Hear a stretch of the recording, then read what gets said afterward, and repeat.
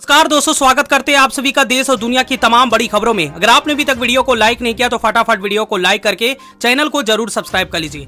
तो दोस्तों, सबसे पहली बड़ी खबर, डीवाई चंद्रचूड़ ने यहां पर बहुत ही बड़ा ऐलान कर दिया है, जिससे बीजेपी को बहुत ही बड़ा झटका मिलने वाला है। जी हाँ दोस्तों, आपको बता दें कि मैं चुपचाप नहीं बैठूंगा, मेरा चुपचाप रहना ज्यादा ठीक नहीं है। भरे मन से डीवाई चंद्रचूड़ साहब के इस ऐलान को सुनकर प्रधानमंत्री मोदी थर-थर कांपने लगे। दोस्तों, अभी हाल ही में डीवाई चंद्रचूड़ साहब ने चुनावी बॉन्ड पर रोक लगाई और हीरो बन गए, लेकिन कई मामलों में हमने आपने देखा कि डीवाई चंद्रचूड़ साहब खामोश रहे। जब भरे मंच में डीवाई चंद्रचूड़ साहब ने क्या कह सकते हैं कि मेरा चुपचाप रहना ठीक नहीं, मेरा चुपचाप रहना लोकतंत्र के लिए ठीक नहीं, तो आखिरकार जब डीवाई चंद्रचूड़ साहब को ईवीएम धांधली की सबूत दिए जा रहे हैं, जब चुनाव में धांधली की सबूत दिए जा रहे हैं, तो फिर डीवाई चंद्रचूड़ साहब खामोश क्यों है? दोस्तों, खबर सामने निकल के आ रही है, आप सभी लोगों को यह खबर देखना बेहद ज्यादा जरूरी है। जी हाँ दोस्तों, इस वक्त की बड़ी खबर निकल के आ रही है। आपको बता दें कि डीवाई चंद्रचूड़ साहब ने कहा कि अब मेरा चुपचाप रहना ठीक नहीं है, लोकतंत्र, देश और संविधान के लिए मेरा चुपचाप रहना ठीक नहीं है, ज्यादा बोलना भी ठीक नहीं है।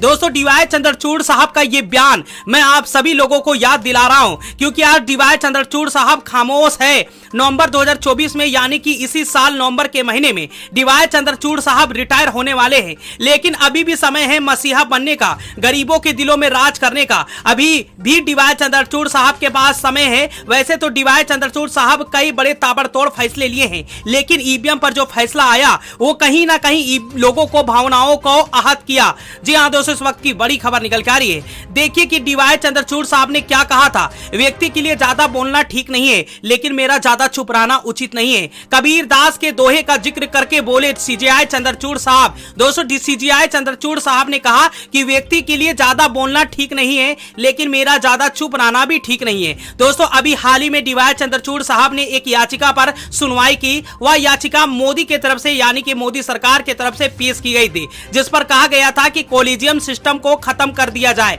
जिसमें कहा गया कि सुप्रीम कोर्ट हमें सौंप दिया जाए। सुप्रीम कोर्ट में नियंत्रण चाहते थे मोदी सरकार। एक याचिका दायर की गई थी सुप्रीम कोर्ट में, डीवाई चंद्रचूड़ साहब ने उस याचिका को खारिज कर दिया। आज चुनाव आयोग पर मोदी का कब्जा कर लिया है। दोस्तों, कई मामले हैं जहां पर मुझे लगता है कि डीवाई चंद्रचूड़ साहब को खामोश नहीं रहना चाहिए। अगर डीवाई चंद्रचूड़ साहब खामोश हो गए तो सुप्रीम कोर्ट चला जाएगा, संविधान बदल जाएगा, क्योंकि इस बात की चर्चा जोरों शोर से हो रही है। अगर मोदी सरकार तीसरी बार बनती है तो सुप्रीम कोर्ट पर कब्जा होगा और संविधान भी बदल जाएगा, ऐसे दावे ठोके जा रहे। दोस्तों, देश के मुख्य न्यायाधीश डीवाई चंद्रचूड़ साहब ने कहा था कि उनके जैसे व्यक्ति के लिए ज्यादा बोलना ठीक नहीं है, लेकिन ज्यादा चुप रहना भी ठीक नहीं है।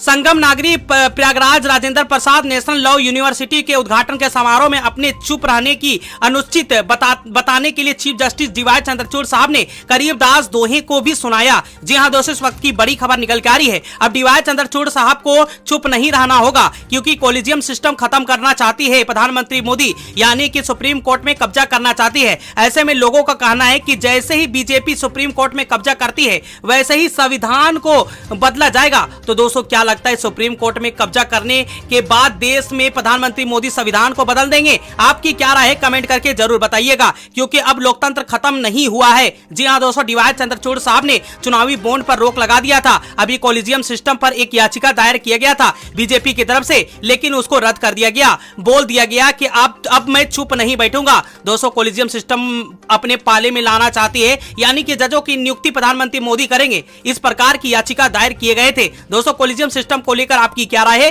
कमेंट बॉक्स में जरूर बताइएगा।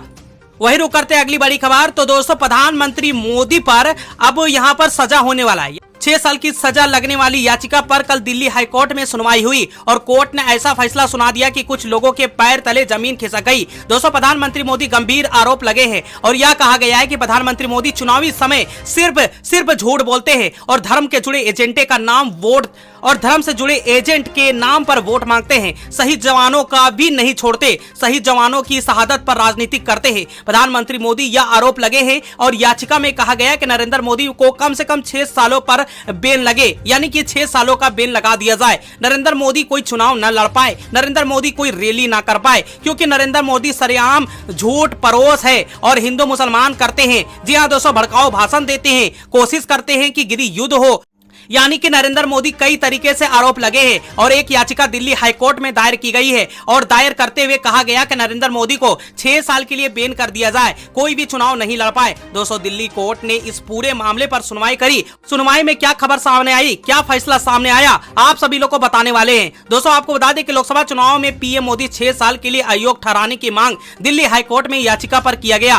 पीएम मोदी को 6 साल के लिए आयोग ठहरा दिया जाए। नरेंद्र मोदी कोई अयोग्यता नहीं है, नरेंद्र मोदी को आयोग ठहरा दिया जाए, वह कोई चुनाव नहीं लड़ पाए क्योंकि वह सिर्फ धर्म के नाम पर, धार्मिक एजेंडे के नाम पर वोट मांगते हैं। दोस्तों यहां पर देखिए दोस्तों, दिल्ली हाईकोर्ट ने सोमवार को प्रधानमंत्री मोदी को लोकसभा चुनाव में आयोग ठहराने पर भारत निर्वाचन आयोग यानी कि इलेक्शन कमीशन ऑफ इंडिया निर्देश देने की मांग करने वाली याचिका को खारिज कर दिया गया। याचिका में आरोप लगाया गया कि पीएम मोदी लोकसभा चुनाव में भाजपा के लिए धार्मिक देवताओं और पूजा स्थलों के नाम पर वोट मांग रहे हैं। पीठ ने कहा कि याचिका पर यह याचिका जो है पूरी तरीके से गलत है। यहाँ पर दिल्ली हाईकोर्ट ने यहाँ की याचिका पूरी तरीके से गलत की है। जी हाँ दोस्तों, सबूतों की बात की जाए तो शायद मुझे बताने की जरूरत नहीं। अभी हाल ही में प्रधानमंत्री मोदी ने अन्य कई इंटरव्यू दिए हैं, उसमें उन्होंने राम मंदिर का जिक्र किया। सरेआम भरे मन से नरेंद्र मोदी रैलियों में मुसलमानों के टारगेट कर रहे हैं और उन्हें घुसपैठिया बता रहे हैं। सबसे बड़ी बात यह है कि वह झूठ बोल रहे हैं। कांग्रेस के मैनिफेस्टो को लेकर प्रधानमंत्री मोदी अब तक सबसे बड़ा झूठ बोल रहे हैं। चुनावी बॉन्ड को लेकर भी प्रधानमंत्री मोदी ने अभी भी कुछ नहीं बोला, यानी कि जिस चुनावी बॉन्ड को लेकर सुप्रीम कोर्ट बाकायदा Chief Justice of India DY Chandrachud साहब ने अवैधानिक करार कर दिया, उसी चुनावी बॉन्ड को लेकर प्रधानमंत्री मोदी का बयान आता है कि चुनावी बॉन्ड लाने के बाद बड़ा फायदा हुआ है, मनी ट्रोल हो रहा है। उसी मनी ट्रोल का पर्दाफाश हुआ है। मनी ट्रोल नहीं हो पाया, यानी कि जिस कानून को सुप्रीम कोर्ट ने रद्द कर दिया उस कानून को भी प्रधानमंत्री मोदी प्रचार कर रहे हैं। यह दिखाने की कोशिश कर रहे हैं कि डीवाई चंद्रचूड़ बॉन्ड को लेकर जो चुनावी बॉन्ड बिल्कुल सही था, मनी ट्रेल मामले में बड़ा कामगार था, लेकिन यहाँ पर सुप्रीम कोर्ट ने इसकी धज्जियां उड़ा दी है। प्रधानमंत्री मोदी की धज्जियां उड़ा दी है। आप लोगों को पता है कि राम मंदिर के नाम पर सिर्फ नरेंद्र मोदी नहीं बल्कि बीजेपी की हर कैंडिडेट, हर प्रत्याशी राम मंदिर के नाम पर वोट मांग रहा है, हिंदू मुसलमान के नाम पर वोट मांग रहा है। अभी हाल ही में आप लोगों ने यूपी के योगी आदित्यनाथ का भी बयान सुना, जिसने कहा कि कांग्रेस आई तो सरिया कानून लागू कर देगी। तो इस पर दोस्तों आपकी क्या राय, कमेंट करके जरूर बताइएगा।